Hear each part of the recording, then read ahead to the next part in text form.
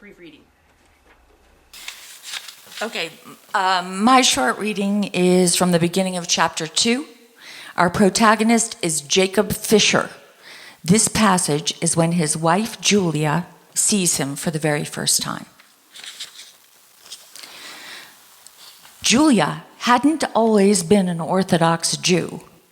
Until she met Jacob, she hadn't been religious at all.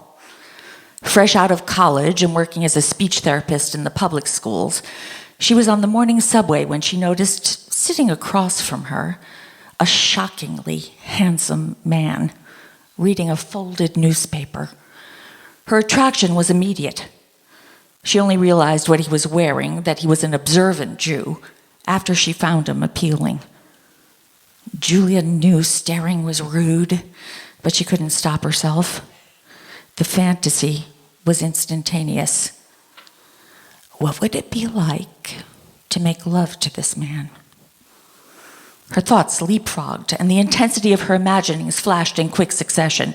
His chest, shoulders, thighs. She wanted him to touch her. Without conscious consent, the most private parts of her body readied themselves for intimacy, and she blushed with secret embarrassment.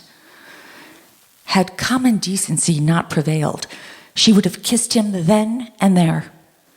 The feelings were unnerving. She'd never felt the urge to throw herself at a strange man before. She stared at him so intently that he, as if compelled by some greater force, looked up. Nature took over. Julia did not look away. Neither did the stranger.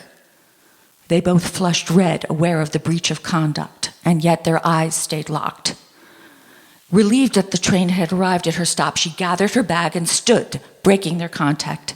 As the subway doors closed behind her, Julia stood on the platform and rummaged through her purse for her cell phone.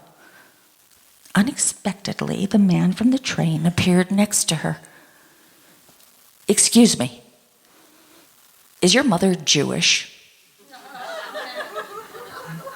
Julia was caught off guard and then instantly annoyed.